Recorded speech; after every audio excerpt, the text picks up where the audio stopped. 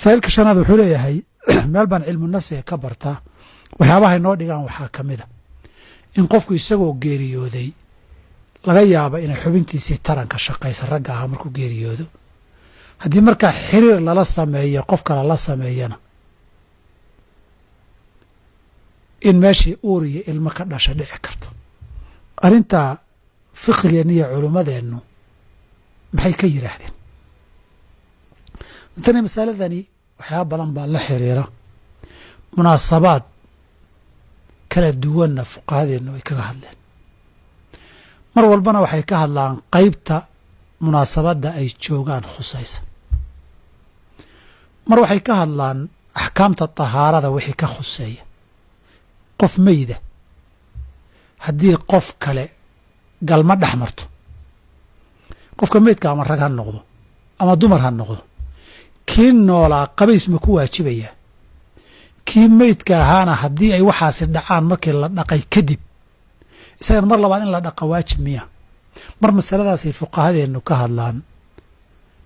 oo waxay yidhaahdaan qofka nool isagoo mar walba qabays baa ku waajibaya qofka meydka haddii horey loo dhaqay markaa ka hor mar labaad in la dhaqaa ma waajibbaa asaxiixu cinda fuqahaa'ina shaaficiyati maya laakiin way fiican tahay si meydka iyo xurmadiisa loo nadiifiyo mar dhinaca baabu tahaara keliyay ka hadlayaan mar waxay ka hadlayaan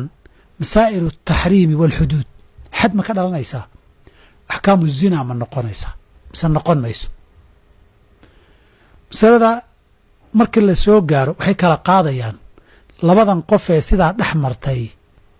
ma laba markii hore isqabaybaa mise ismaanay qabin haddaanay isqabinna xukun hadday isqabaanna xukun kale ay siinayaan markay taxriimka inay xaraam tahay sheegaan xuduudda waxay ka hadlayaan laba arrimoodba hadday isqabeen axkaamtii labada isqabta weli qayb baa baaqi ah dhimashada kadib saas darteed bay haweentuna ninkeeda dhaqaysaa ninkuna xaaskiisa dhaqayaa oo loo ogol yahay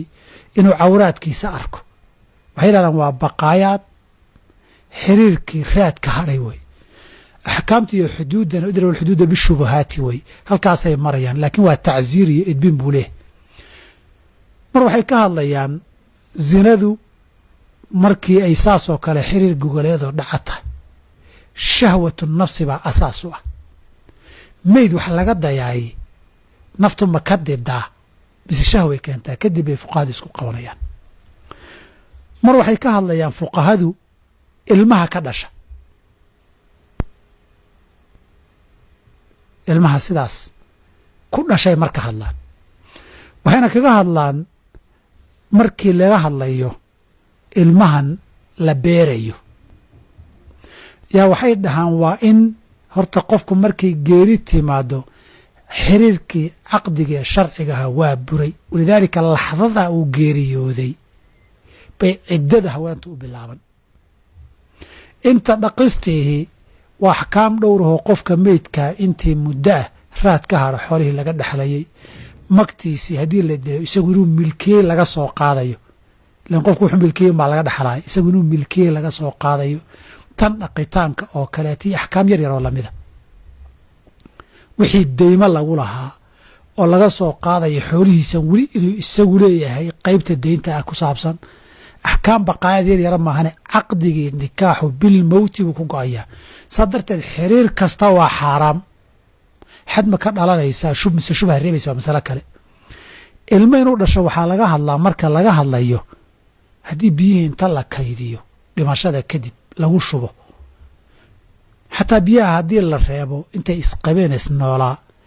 laxdada uu geeriyooday kadib biyaha la isticmaalay ilmaha ku dhashaay waladu zina waay marna ansaabtay ka hadlayaan hal meel kuma ururin axkaamta intaan garanayo lakiin fuqahadeenna inahaasoo dhan bay uga hadleen wabilahi towfiiq